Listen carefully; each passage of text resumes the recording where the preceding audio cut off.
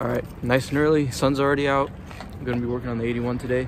We got the new carburetor and intake manifold in there. Clear coated it yesterday. I'm gonna do one more clear right here in the sun so it dries up pretty fast while I take apart the other shit. And then we'll see how far we get today on the car. I intend on finishing it. It's just gonna be an all-day kind of project because I gotta take the coolant out and, you know, clean up all the gasket areas and then get the new gaskets and line it all up.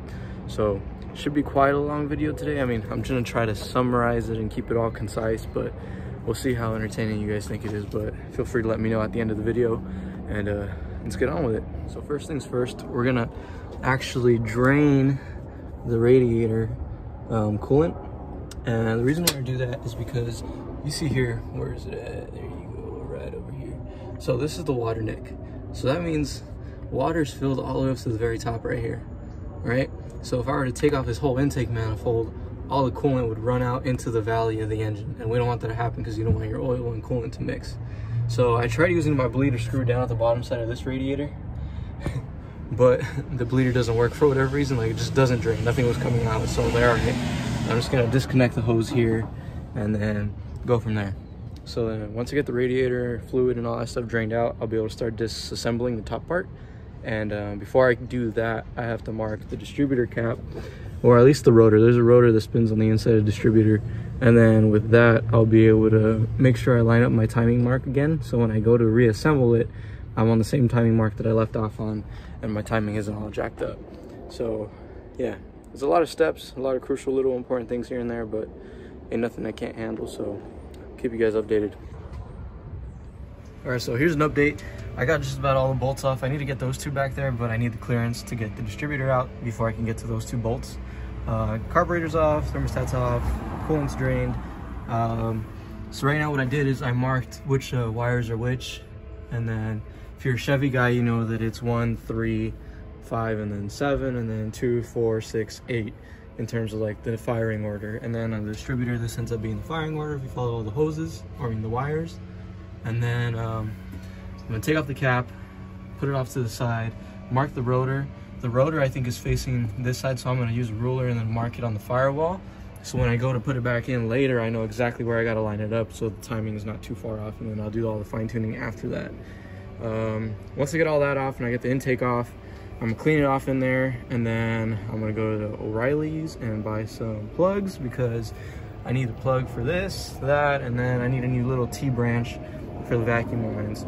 So we're getting there. I'm gonna get some valve cover gaskets, get them all nice and shiny so I can match my uncle's, because his looks very nice and polished, and I feel kind of left out. So I'm gonna give my valve cover some love too. And yeah, I'll update you guys in the next few minutes. Got the manifold off. I'm gonna go ahead and clean up these gaskets off of there, and then I'm gonna tape up the runners, and then go ahead and use my razor blade and clean it all up. I mean, here you can see the difference. They're both Edelbrock. It's just this one's at least like 10 years apart from this one. So it's the updated version we got here. See, that you can even tell like the runners are a lot bigger. You know, if you look at the thickness from here to the base compared to here to the base, definitely thicker. And then yeah, there's a little more, a few more threads and shit. So I just bought a bunch of plugs. It was like 70 bucks in just fucking hardware right now. So hopefully all this is worth it. I mean, some fresh gaskets we already got, the new carburetor, the new manifold. Should be getting a lot more efficiency out of this engine. I mean, this is an all original engine, so for it to still be running as good as it does, I'm very, very satisfied with that. So we'll just keep going from where we're at.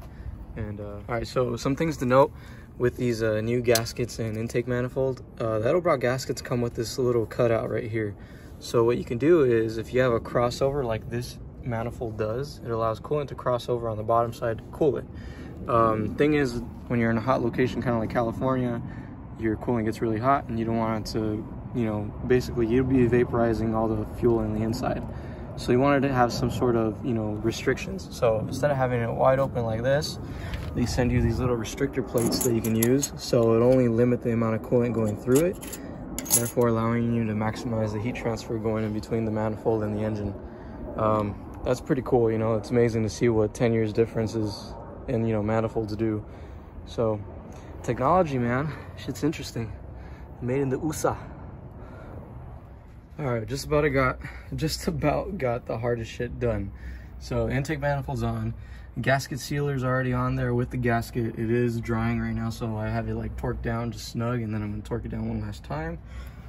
The distributor, which is the hardest part to line up, I have lined back up with our markings, and I have it seated fully, as you can see in the back, with the gasket. So that's a fucking miracle, because normally it takes me like an hour and a half to line that shit up, but this time it only took me 30 minutes. So that's a win. I'm gonna go ahead and clean up all these wires. I bought a bunch of wire looms up over there, so freshen up the wires, make it look a little prettier. I already tightened up these plugs. I gotta tighten up this one right here for the water sending unit, and then I gotta tighten up the one for the vacuum tree in the back.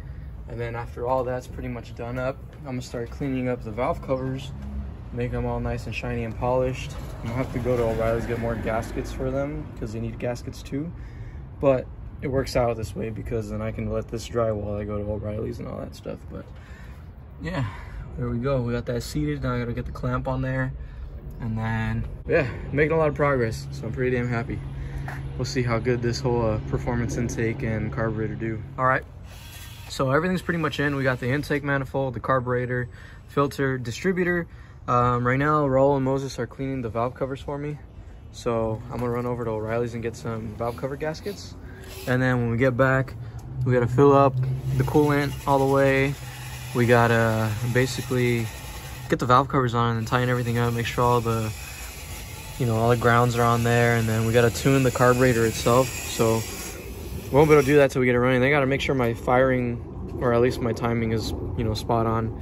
So a lot of little things here and there that are kind of tedious, but once we get to it, we'll get to it. All right, so I had to continue the video this morning because it got too dark last night, but we did finish it up. So here's the whole setup. Everything runs pretty well. So far I can tell you I really like the throttle response in terms of the way it runs. I won't know about the fuel efficiency for about a week, because I go based off how many miles I get per tank. So right now I'm averaging around 200 to 220 miles per tank, which ends up giving me about 14 mpgs. So what I'm gonna do is I'm gonna run it like this until this gas tank empties, and then with new fresh gas tank, hopefully next week, I'll have the new jets and springs. So those are the more fuel efficient jets and springs that you can order from Edelbrock. And then I'll let you guys know how many miles I can get out of the whole tank. I mean, I'll keep track, see how much we can get out like straight from the box, but I really want to see the difference when I get the springs in there. And yeah, so like I said, I know this video was kind of like iffy, kind of like a lot of jumping in between everything, but it was really hard to record everything, especially considering it took me all day to do this shit. But had the help of the bros, so I appreciate that at the end of the night. And yeah, I'll keep you guys updated on the performance of all this and whether or not I think it's worth it. But yeah, check it out.